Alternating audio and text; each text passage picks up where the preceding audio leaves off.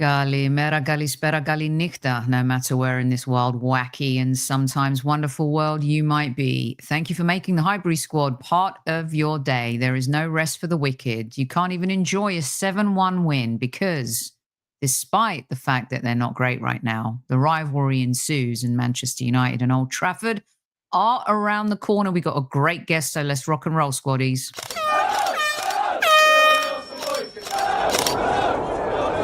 Mind the gap between the train and the platform. Please stand clear of the discussion doors. The next stop is Highbury Squad.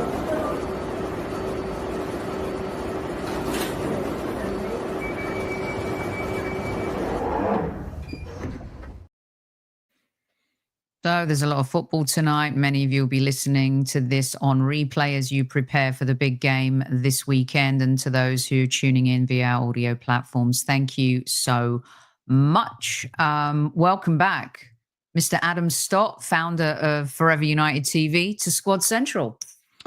Thanks for having me again, Soph. I'm looking forward to this one. It's not really, I'm not really looking forward to it in a way, but looking forward to having a bit of a chat away from my normal day-to-day routine of trying to figure out how Manchester United can be good again. I don't know. I don't know. You know, we've had several chats, and I think it was maybe a year ago, our chat, when I said to you, it felt like Manchester United kind of were going through the Arsenal post-Wenger growing pains. Similarly, I think that, you know, replacing Sir Alex Ferguson has been tough. Replacing Arsene Wenger has been tough. But I feel that, and I'm not trying to kick a man when he's down, because you and I always have real honest conversations. It feels like our meltdown, breakdown, rock bottom. Your meltdown, breakdown, rock bottom seems a lot worse than Arsenal's when Emery left and Arteta had to pick up the pieces and reinvent a club and a culture. Would that be fair or foul?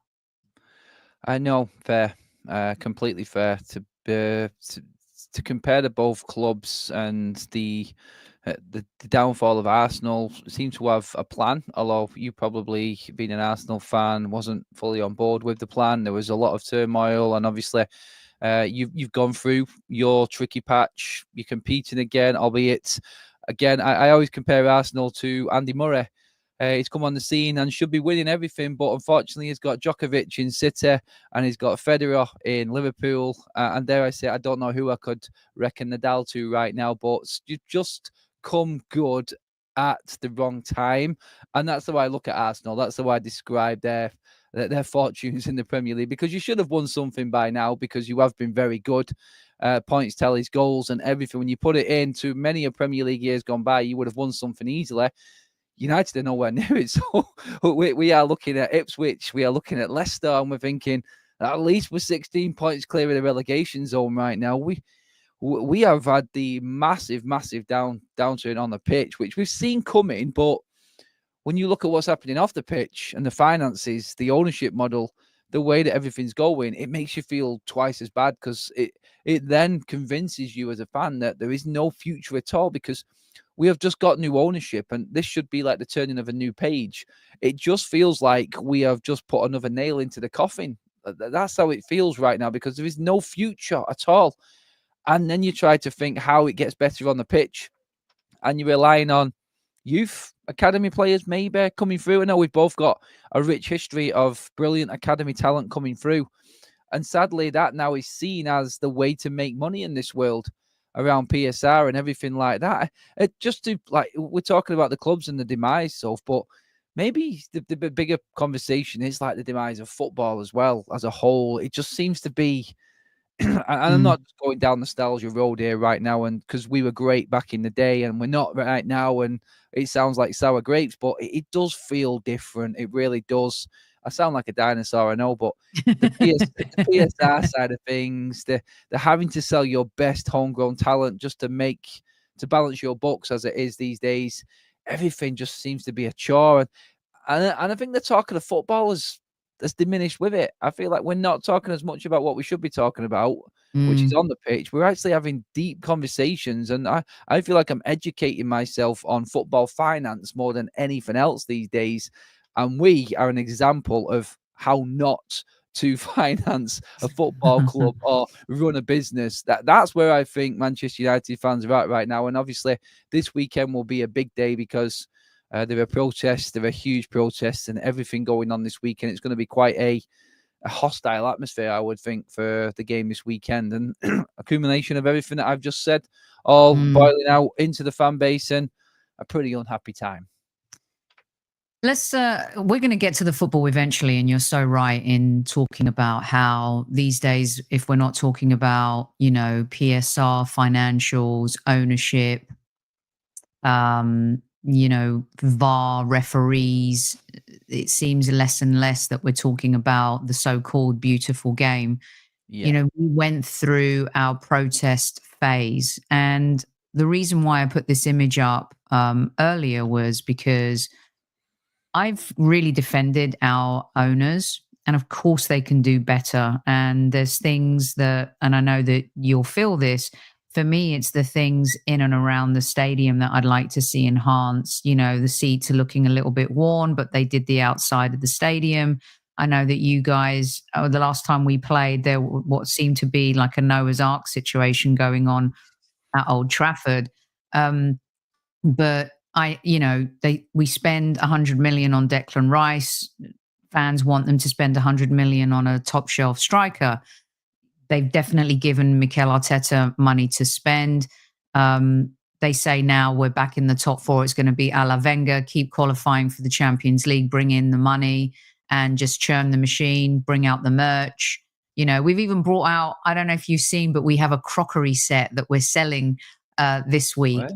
Those reasons, I totally understand what fans are saying. But then I look at Manchester United and I think to myself, maybe we're not looking at this the right way. I think we're lucky. I think we're luckier than you guys. I don't want you to get into the Glazers and talk about them, but we have had that moment where the protests got very loud and were amplified. Went very quiet the last 2 seasons when we were challenging, and winning cures everything, Adam. But it does. Talk me through what's happening this weekend and the Ineos thing, where you guys felt maybe he gets it. He's a United fan versus the Qatari group that were going to come in. Well, just to bring it all in as quickly as possible, because it goes on for nearly 2 decades of issues at Manchester United with the Glazers. But a lot of fans looking at Manchester United as what you're moaning about. You've had the success, you've had the years of success. This is nothing compared to some smaller clubs. But what we look at is a club that was founded on what we just spoke about: youth players, proper football back in the day. Sir Alex Ferguson, Sir Matt Busby, the legends of the club, building this club up from nothing. From a bombed out stadium from the war to where we are now. And everything that United stood for is why we are so rich and what we've created. We spent our own money. We've had no owners come in. In fact, we've been the complete opposite. We've had somebody come in and pay nothing at all and earn billions out of the football club. They took out a loan and leveraged it against Manchester United, the Glazers. We have paid over $1 billion in interest over time in financing that deal. They have taken over 100 million in dividends out of the football club for their own pockets. They are the cleverest businessmen on the planet. When it comes to football clubs, they have no idea. But wow, they pulled off the deal of the century in taking Manchester United. That's why United fans are angry, because the stadium's deteriorated. The training ground is old. I was there today. It's old. It's rigid. Everything is getting older, and everything is just collapsing around us, and that's what it looks like. There's no money coming in. How the hell does someone like Sir Jim Radcliffe come in, the second richest man in Britain, who dwarfs the ownership of what the Glazers have got in terms of actual wealth? How does he come in, invest nearly 300 million into Manchester United, and make it worse? I don't get it. It's mind-boggling how you can invest another 300 million in and think, right, okay, I've got my foot in the door. I'm going to change Manchester United around. I'm going to restructure everything. and it has gone so bad, Sophie. It's gone really bad for Manchester United. And we're just looking at this as fans now and going, we've got two guys in there that are notorious businessmen. They know what they're doing. They have done what they have done and got where they have got through, well, you can only imagine. I'm not going to go into details of it, but you don't get anywhere by being nice and just working your way up the right way. You have to cut corners. You have to do things that are going to upset a lot of people to be successful in business. We know this, but we're looking at that, and we've got two of them. It's not just one. We've got two of these owners. I understand the structure that Ineos have put in, and it is run well. We're not being rinsed for transfers. The wage structure is better. And in the summer, we are going to fleece that squad. We are going to actually knock some money off that wage bill and get rid of some players. It's necessary and it's needed. But everything else that they're doing, the cutting of the staff, the people that have worked there for years leaving, the cutting out of the food, the canteen food gone. They're now, and this weekend, the game marks 15 games this season. And after 15 games at home, the season tickets are up for renewal. So you can renew. And we are all fearing the obvious, which is a massive hike in season ticket prices with everything else that they've done. So it's quite poignant that we're having protests this weekend against one of our biggest rivals. Our biggest rivals are in town for the Premier League era. And the season ticket prices are going to go up as well. So all of these protests, the possible walkout, everything that's going on this weekend, a couple of days later, so if we could get a massive hike in season tickets, and you're like, what was the point? What was the point in even getting out of bed and going marching and voicing your anger at the owners, walking out the stadium? It just feels like there's no light at the end of the tunnel right now. And again, like the only shining light we've got is our academy right now, and we're scared to bring them in because they may be tarnished with the same brush in the end. And players that come in that have been hyped up too quickly and given stardom too quickly as the saviours of this football club turn into be the likes of Marcus Rashford, Mason Greenwood, Jadon Sancho, all of these types of players, Paul Pogba, Jesse Lingard. This is what's happened to this club. Them quality of players should not have failed as miserably as they have done. And at the age that they are, they should not be where they are right now. They should be playing at the top level. But I just mentioned them. This is what this club has developed right now. It is a mismanagement from hell. Lingard, Rashford, Greenwood, Pogba, players like that, absolute world-beating players, all come from Manchester United's academy. Look at where they are now, so. Look at where they are now. They should have been the best of the best, but this is what Manchester United does to players as well. And everything I just mentioned off the pitch there brings you that desperation on the pitch, overpaying, bigging players up to be something that they're actually not, trying to relive the days of Sir Alex Ferguson, the class of 92, when they're not as good. It's just poor recruitment, poor management, poor ownership, and everything else has just led to the day what's coming up this weekend against Arsenal again. But I tell you what, Soph, if we beat Arsenal at weekend and beat you lot at weekend somehow, like you said a moment ago, all of a sudden things will get forgotten about, and it'll just go back to the same old day.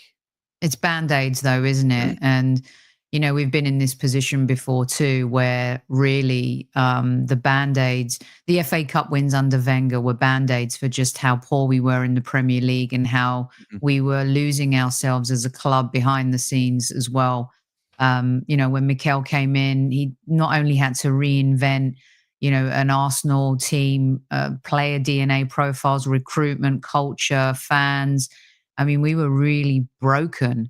And this is why, you know, sometimes when I feel I want to go there, and last week I was critical of Mikel Arteta because I felt like he's paid big bucks. He's got to find a way to play through these injuries. He needs to reinvent it a little bit. And my God, did we see that last night against PSV in the Champions League, and kudos to him for doing that. Arsenal fans have been waiting for that.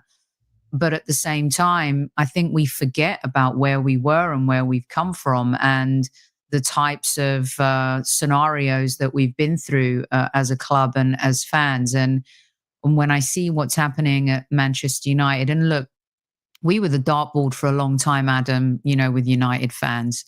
We've been the dartboard for a really long time. The almost team, you know, we still get, I think, painted with a bit of a tough brush from the media and pundits. I mean, we're the only team that has been challenging whoever's been at the top of the table over the last 3 seasons. And I know that's not enough. And eventually we have to win. And you just can't continue to be, the almost team and focus so much on a journey when you really want to reach the destination. Honestly, you just said something that I found really chilling. With everything you've said, with everything that we're seeing, if you beat us this weekend, I think that's humiliating for us. I think to lose to this particular Manchester, I have said in the description, rivalries, anything can happen. It's like with Tottenham, they're terrible, but when it comes to a North London derby, anything can happen. And any team can beat any team on any given day. But knowing what's going on at your club, I think that would be one of Mikel's worst results ever. And you knocked us out of the FA Cup. So history recent history can repeat itself. What I wanted to talk to you as well about is your manager, who kind of came as one of the hot tickets from Europe. I know that towards the end, United fans had enough of Ten Hag. He still won 2 trophies. That's 2 trophies more than Mikel's won in the last 3 seasons. To be fair to him, right? Man United became a cup team. They're not a Premier League team. I'm telling you, mate, we've been through this. We became a cup team, not a Premier League team. Now we're floundering in the cups and we're doing better in the Premier Leagues, like the roles have been reversed. Yeah. Do you think that he's, fact or myth, basically, has he made you worse? On the pitch, yes. But I think this is the problem with the whole situation and what I've just described there. Then we can see what he's doing off the pitch, which we all know. Ruben Amorim is attacking head on. The player power situation. You've seen this with maybe not to the same degree, like Aubameyang with Arteta going straight in on him. He needed to cut the head off the dragon, basically, and put everything else back in place. His system isn't working. His formation, whatever you want to call it, isn't working with these players. But these players just don't have what it takes to handle what it is to be a Manchester United player. They really don't. It is quite clear to all Manchester United fans where the problem is. We understand what Ruben Amorim is doing, and on paper, we are worse. We're not going to ignore that. We'll say it as it is. We're 14th in the league, so with minus 7 or 8 goal difference or something like that, we've lost more games than we've won. This is unheard of. And last season, finishing 8th was horrific, but this is taking it to a whole new level. But I feel like everybody wants to give him a chance with some players of his own. He's brought one player in so far, which is obviously Patrick Dorgu from Lecce, the left wing back, got sent off against Ipswich. You can't write it, honestly. It's like a film. It's like a blockbuster movie, Manchester United. Believe it, if we did what you guys would do, what you guys did with Amazon, we would probably be able to clear all our debts because everybody wants to know what's going on behind the scenes at United. Honestly, that would be, I think that would be something that Sir Jim would actually look into, actually, trying to make money. But I feel like with players like he knows that can play his system, I think that's what we want to judge him on. He has been thrown into an impossible situation, which he didn't want. He didn't want to come to United. He's made that clear. And he was convinced by Ineos it's now or never. So he left a guaranteed trophy-winning season at Sporting. They were unbeaten. He had a 100% record in the league when he left, and they have fallen off a cliff since he left. So he has got something. He had a team there that worked for him and beat the best of the best. He was right up there competing in the Champions League. They were cruising the Portuguese Premier League at the time. He's left, and it has fallen off a cliff. And that just goes to show if he's got his players and he's got players that want to work for him, it's the same with any manager, I suppose, then you will have better success on the pitch. But he hasn't got any players that he wants right now. And the worry is that even with a pre-season, you're thinking the damage has been done now with a lot of this squad. In that they don't trust him and they don't believe in him. And you're going into a pre-season thinking that's going to change. A leopard never changes his spots. We know that. I don't think these players like playing under him personally. And I think the only way that he survives is if there is a massive exodus in the summer And that may be the silver lining, United having no money and no way to invest into the squad, is that we have to sell players to bring new players in. And this might be what the club has needed for a long time, that full, proper reset. And honestly, so I'm talking about players like Garnacho, Kobbie Mainoo, Marcus Rashford, Anthony Dalot, players like this. They can all go. We don't care anymore. That's where we're at right now. That's where I'm at anyway. We just had Kobbie Mainoo come out and want 180 grand a week wages. I'm like, sorry, that ship sailed a long time ago. We're not falling into the same academy player trap anymore. He's not played a full season yet. He's been in 2 seasons and he wants 180 grand a week. That's 10 million a year. You got players like Bruno Guimaraes and Alexander Isak, who are not even anywhere near that sort of money, that are competing for Newcastle right now. God knows what some of your players are on, and nowhere near that sort of money. But that's where we're at with Ruben Amorim right now. He's inherited this mess, and there's no way of really judging him, because we know that these players have done it before with other managers, and I think that's the problem we've got in judging Amorim. It is worse in results. We can see what he's trying to do, and he's done more good things off the pitch than he has on it. And I know his job is to get things right on the pitch, but what he's done off it could be, and the only thing we're holding on to is that this could be the start of what is really necessary to take us out of what we just described, Soph, which was that cup team, that papering over the cracks team, that open heart surgery that Ralph Rangnick talked about. This is what's needed right now. Ruben Amorim has just gone in with a knife and just gone right down the middle and said, let's do this now. And nobody's prepared for it. And it's a mess. It's a mess everywhere, isn't it? And this is what we're dealing with. He needs his cogs through his machine. Otherwise, he's going to fail and he'll be sacked. That's where we're at. He's, I think, because the pressure at Manchester United, and I say this kind of respectfully to Mikel Arteta. Mikel's had a lot of time. He's been given the privilege of time. So his surgery happened over a period of time, right? A lot of fans think that he won the FA Cup with Emery's team. And, you know, season after season, slowly, you're adding the pieces and removing like the cancer from the dressing room. The Aubameyang was the final kind of like, that was when you really realize he's got all the power to rebuild this Arsenal his way. You know, Emery tried, but he just didn't have the support from above. The executive team at the time just didn't have the support of the owners. They really didn't believe in him. And they really do believe in Mikel Arteta. I mean, Emery tried everything to remove Ozil from the club, and Ozil was the man at the time. He was the guy in the dressing room, and Mikel had to remove all that and did it slowly and gradually.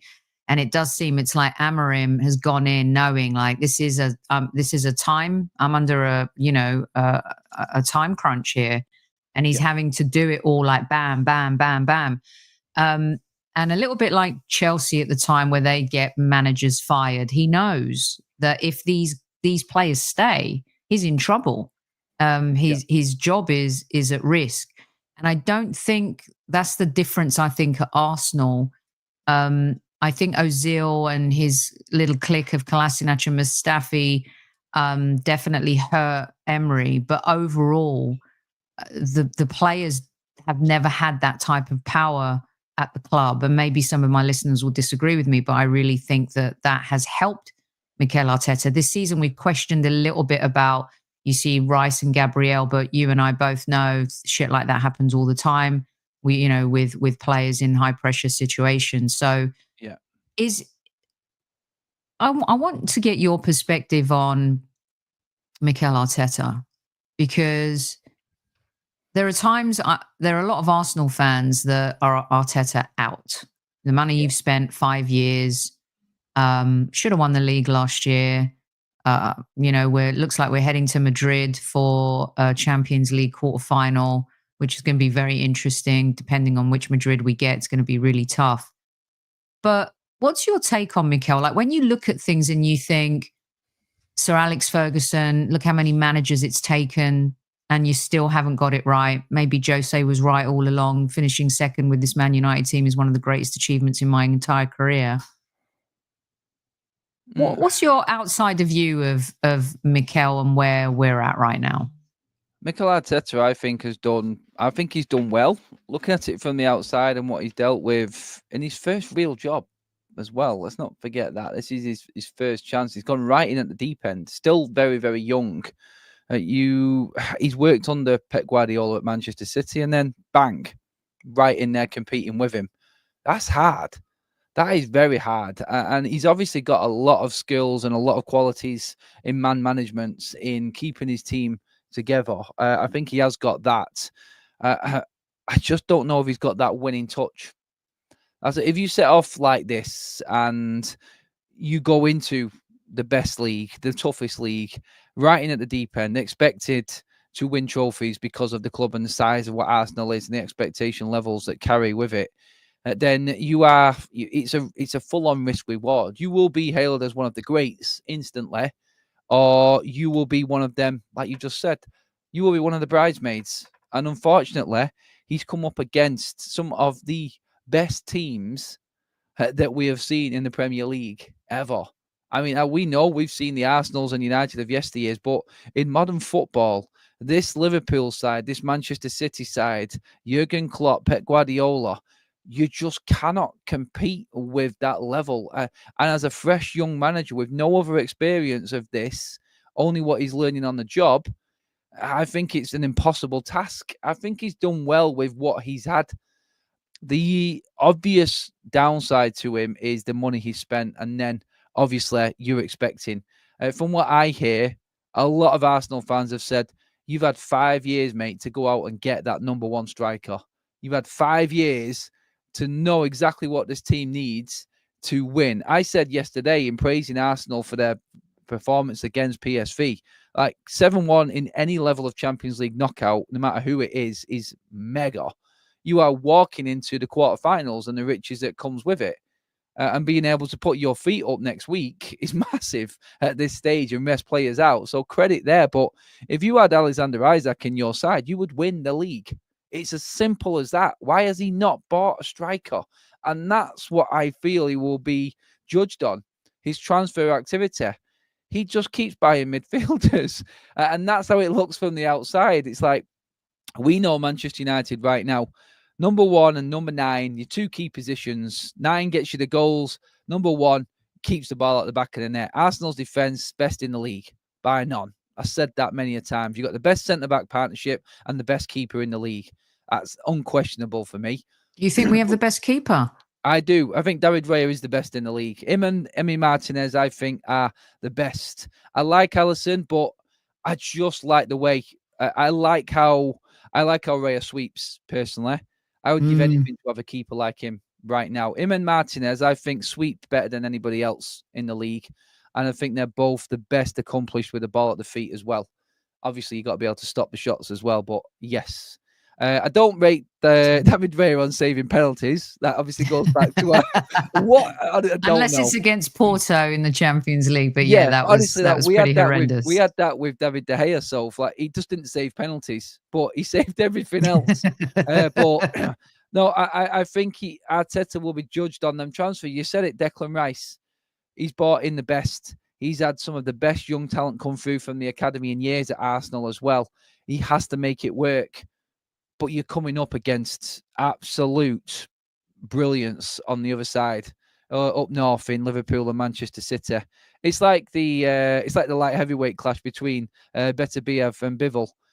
You're just coming up against the best that there is, and it can go either way. And unfortunately for you, it was 2 points out, but you'll be forgotten about as the second. And you really should have won the league that season. That Aston Villa game destroyed you. We've been there. I know what it's like. But that's what he's going to be judged on. Getting that trophy, getting that league title, and the money he's spent in trying to get it. I just think he's been a little bit unlucky as well, though. That's how I feel about Arteta. That's very fair, by the way. And runs with cows. I asked Adam specifically about Arteta and Arsenal. We all know about the question on spending in Manchester United. We're talking specifically about, what Mikel has spent. And he spent a lot of money. All right, How much is it now, Soph, that he spent? Is it over $500 million or I something? mean, they talk that in the region of 750. A lot in it. Yeah. It is a lot of money, and at the same time. Oh, hold on one second. I'm going to get my. I got jealous. You were having tea, so I'm like, I've got to have my cup of tea as well now. Honestly, Thank you, Tony. I'm on my Mike Ashley one for United at the moment. So yeah, it is a lot of money, and it's interesting you bring up the striker position, because that is the sticking point for a lot of Arsenal fans. And I think though Mikel is also very stubborn, and he believes he has this kind of Pep Guardiola genius chip about him, where you score the most goals in your Premier League history last season, and you think you can he's a roll the dice again kind of guy. Mm-hmm. He likes to push those square pegs in round holes as well. Oh God, yeah, we know about that. I've actually got a good question for you right now. Do you think Unai Emery would do more than Arteta with your current squad? I don't, and I used to think yes. What makes you think not anymore? Because he has got a record of winning trophies, and so that's Adam, and that's a great point. I think when you look at the pedigree of Emery in the cups, I think we would have more of a chance with Emery in Europe. And some fans will say, "Soph, hello, he lost. It's the only Europa League final he's lost as a manager."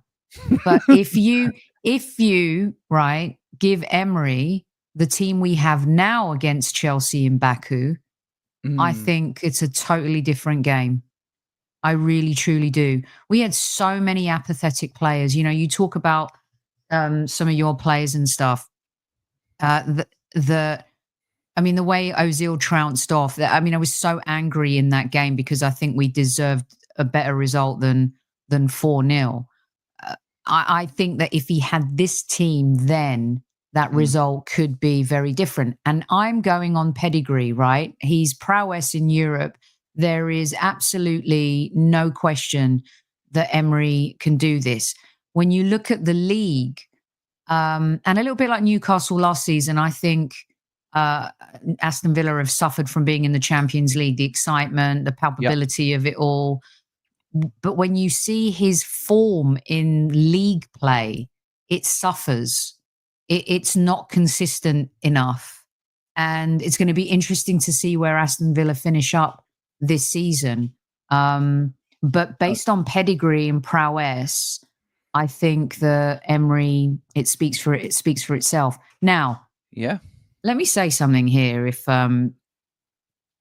look, people think I'm crazy, but we're talking hypotheticals, and that's part of football, right? We can't predict the future. If Mikel Arteta gets this Arsenal team, if he gets past any of those two Madrid teams and gets this Arsenal team to a final in the Champions League, I think that would be insane. It would. Can you imagine beating this Real Madrid team without Saka, without Havertz, without Martinelli? And you know what we have to do is, this is the Saliba and Gabriel moment. And you said that we've got the best defense in the Premier League. If we go deeper, it's going to be because of the back line. It's going to have to be Declan Rice playing out of his mind football. I don't know what Thomas Partey is going to show up, but if it's the one that's shown up for most of this season, it could be one of those games of the ages, like Per Mertesacker when he played against Chelsea in the FA Cup final. Was like, where the heck did that come from? Yeah. And Odegaard stealing those chances. It sounds crazy to say and talk out loud like this, Adam, but if he were to get, I think it would be one of the greatest achievements of any Arsenal manager, whether we win or lose. Yes, because that Real Madrid side is just off the scale scary. It really is. You look at how they destroyed Manchester City. It's like they knew they were going to win that game. They know they're going to win the game. You cannot coach that. That comes with arriving at a football club and what Real Madrid have got. That comes with the nostalgia. That comes with the levels and the standards and expectation. You're at Madrid. You will win. There's no exceptions at all. And I think that's where Premier League sides have gone soft. It's like you've done it once, right? Brilliant. And that's what's happened to Manchester City. This is why Sir Alex Ferguson was fantastic. This is why he was the best that there was, because he kept on preparing teams to go again and stay at the top and always compete at the top. And we should have, apart from Pep's amazing, best side I've ever seen in my life, Barcelona side, beating us twice in 2 finals, we would have had another 2 Champions League trophies because we were awesome. We were winners, but we came up against that absolute juggernaut. Arsenal, to get past Real Madrid, that's like a trophy on its own. That really is, because if you get past Madrid, you should win the Champions League because there's no one else to stop you. If you are good enough to beat Madrid, you win the Champions League. That's it. There's no one who can go near you. And I feel like this is the awkward, just going back to Arteta again, if he doesn't win something this season, your team of winners and the winning mentality you've got will then get dissected, because inevitably the players will think, this is never going to happen. Liverpool are going to get stronger. City are going to get stronger. When City beat the Premier League, the Saudis come in with the new ownership and sponsorship rule that they're going to completely overcook and destroy the Premier League with. And it's over for Arsenal. It's over for United. It's over for everyone, because these big owners will take over. I think Arsenal's summer will be an incredibly difficult one, because you've already got Real Madrid sniffing around Saliba. As soon as you start taking cogs out of this team, it becomes impossible to find that rhythm again, because you have built this team together under Arteta, and as soon as the first cog falls out of it, I think that's when it starts to fall away, and that's when Arteta will fall away. I think Arteta will be a manager that leaves Arsenal, goes somewhere else, does well, and comes back to the Premier League and wins it. I think that's what will happen. I think he'll experience a different level. He'll come back with somebody else, and he'll win the Premier League with someone else, but not Arsenal. And it's horrible to say that for you guys, but I think that's what will happen. I think he's just too raw. I don't think he knows enough compared to the other managers he's up against right now. And that, without that killer striker that he should have bought years ago, is why he won't win the Premier League for me now. So, Adam, how do we explain Arne Slot then? Is it purely Mo Salah playing out of his mind and having the season of his life? This is, I can hardly ever say it, an anomaly. I think this is anomaly. Yeah, what he has done. I had them for failing at the start of the season, like everybody else. And I asked this question to Liverpool fans, and I've asked it, and everyone shot me down on it. It's similar to what I said with Emery and Arteta there. If Arne Slot wins with Jurgen Klopp's side, because that's what it is, apart from Chiesa, who never plays. If Arne Slot wins with Jurgen Klopp's side, is he a better manager than Jurgen Klopp? And everyone's like, no, this is what Klopp built. This is what he did. He built his team. Well, Klopp couldn't win with his team, but Arne Slot can win with Jurgen Klopp's team. Does that make it a bigger achievement that Arne Slot's done it with no signings? He's just taken on a team which had 3 key players on the end of their contracts that all looked like they could have been leaving, with that to deal with Nunes to deal with the injury situation to the goalkeeper, everything else that's involved, to walk the Champions League, to be breezing through the Premier League, and the level that they're playing at. Is that not more of an accomplishment than what Klopp did at Liverpool? And that's the question I've been putting out there. Slot is just, it is a crazy situation. But one thing you have to give to Liverpool is, it's like, right, who can we bring in? Because he was, 5th choice or something like that? Who comes in at this point that fits these players the best? And their recruitment section at Liverpool deserve massive praise for what they did in finding Klopp and what he does, because he has come in and it's worked seamlessly. It's crazy stuff. It really is. And if he wins the league, I mean, he has to go up there with probably one of the greatest achievements as well, because yes, they've got a good side, but he spent no money and he's just carried on where Klopp left off, but made them even harder to beat. Yeah, that's the difference, isn't it? He's made them even harder to beat. They've got that sensible, that they've gone from heavy metal to soul, right? They're more disciplined at the back, tougher to break down in midfield. That midfield has been absolutely sensational. They've had the luck that Other clubs haven't, no injuries. I mean, we didn't have injuries last season, couldn't close the deal. I don't see, maybe 3 or 4 weeks ago, there was the hope that maybe they'll start feeling the pressure, feeling the stress, but it doesn't seem like they're breaking at all. And we'll see. They've got a lot of football still to play. Big game tonight against that PSG was huge, side. and Dembele's another. It's like the 2 best players in the world right now, right, playing against each other, and we're going to get everyone out so we can go watch the game. But I want to ask you about this too. Make sure you go follow.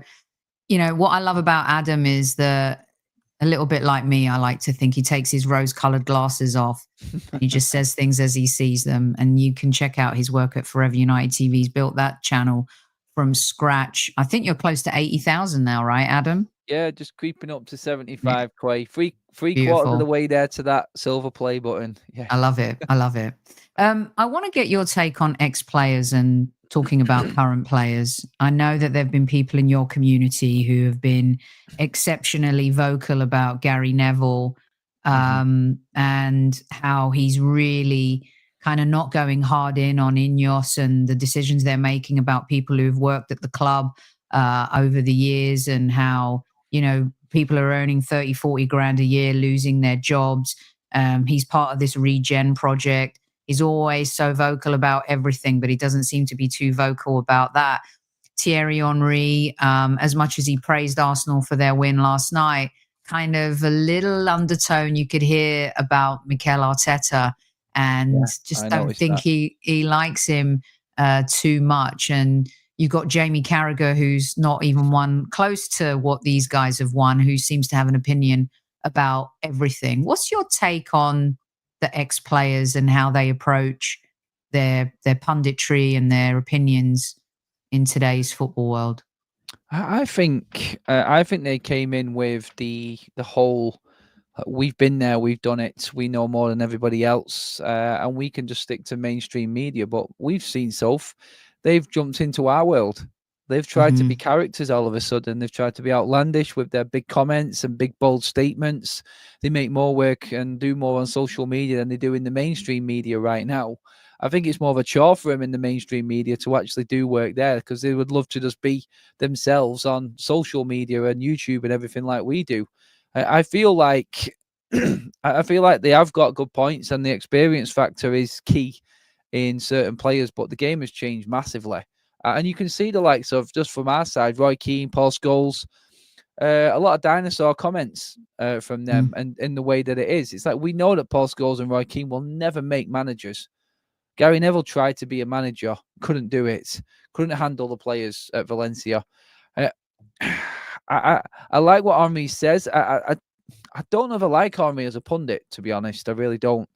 I don't know if it's an arrogant side of him. I know there's that with all of them, but I don't know. He's very arrogant, Henry. He looks at the game as like, I have done all of this. I have been at the best, played with the best.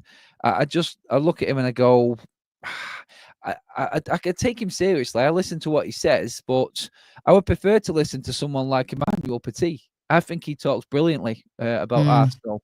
Very clear, very precise. I was listening to Jens Lehmann the other day, and he made a great comment. And he said, I think it was on TalkSport, he said, the fact that you're talking to me about being a legend of Arsenal and how long ago I played kind of shows you where Arsenal have been for the last how many years.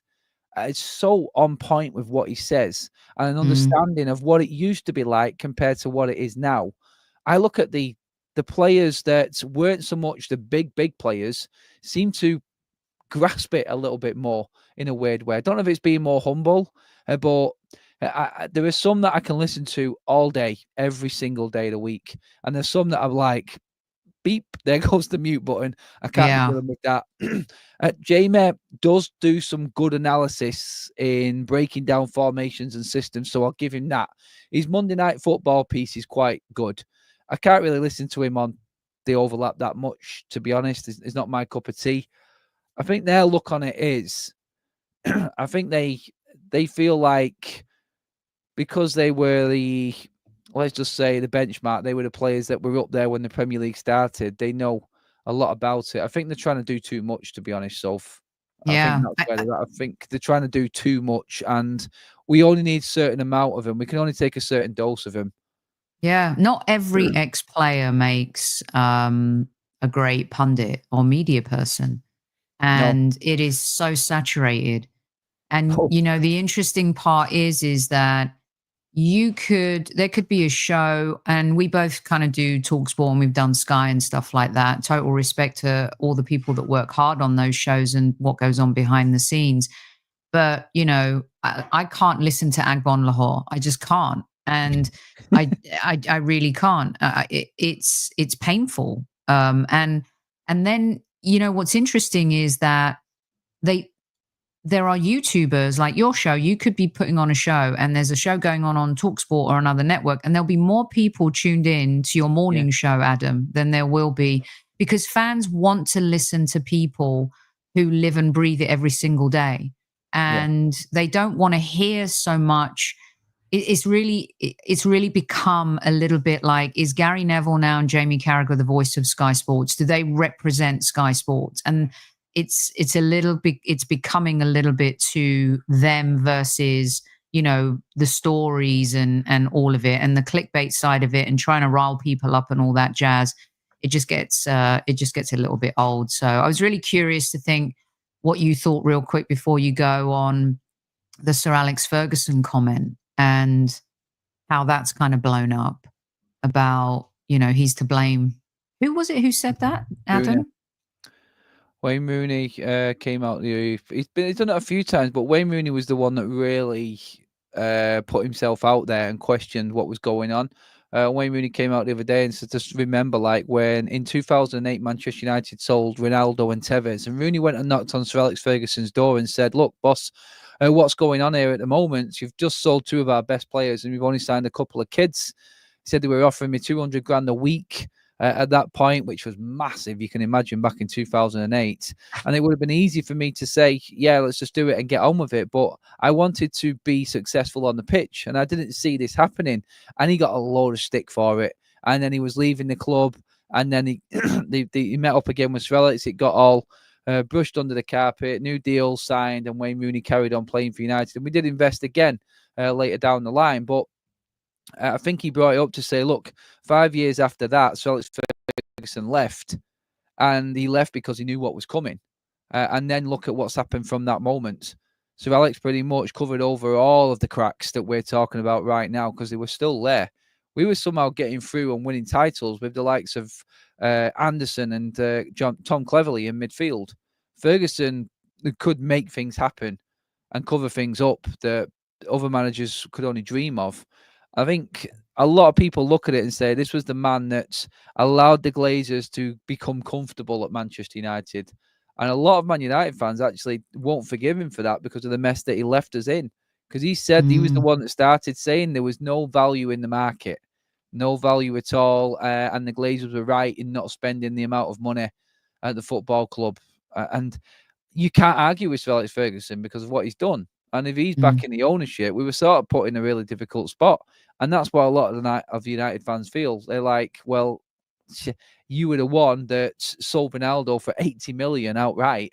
That's why there's no value in the market.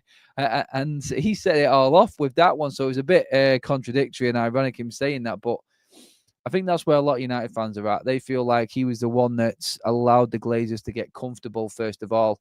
And then when he left us with the Glazers, and they just completely destroyed the football club. While he was sat in the stands watching United, knowing that this was all coming. And I think there's a lot of people feel like he jumped ship at the right time because he couldn't do it again with the way that football was going, the competition, and the way that United were running. He needed to spend an awful lot of money, which the Glazers were never going to actually give him or spend on the football team. Fascinating. Really fascinating stuff. All right. So what does your crystal football say? And that conversation I'd love to pick up with you outside of a game day, because I love all of that type of stuff, because similarly, Wenger and Ferguson had so much power. Wenger left the club in a much worse situation. Klopp left Liverpool strong. You could say that's one thing, and when you leave, even in corporate world, when you are a really good leader, you've got someone ready in the wings. They should be clipping at your heels. They're the next person. You leave it stronger. That's how it is. And Ferguson and Wenger, as brilliant as they were, they did not leave the clubs in a strong position to carry on and continue that legacy. What does your crystal football say? Bruno Fernandes, the villain for so many. We've got Martin Odegaard, our two captains.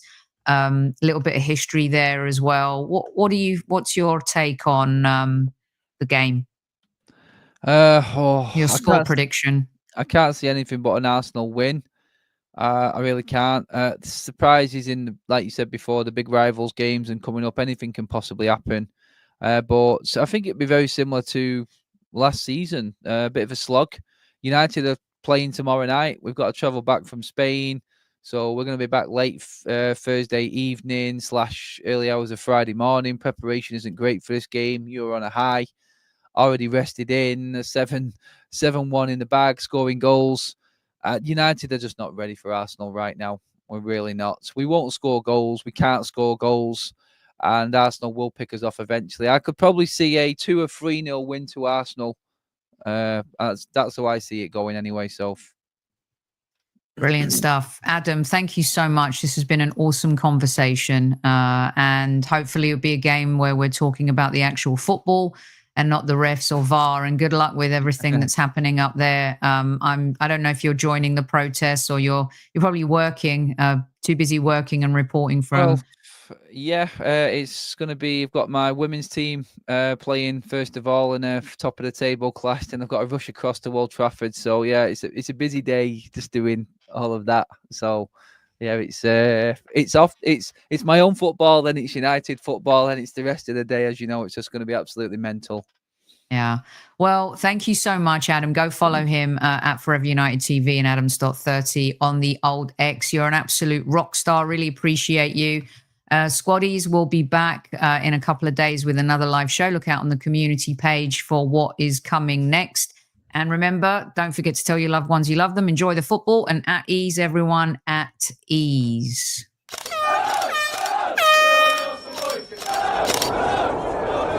Mind the gap between the train and the platform. Please stand clear of the discussion doors. The next stop is Highbury Squad.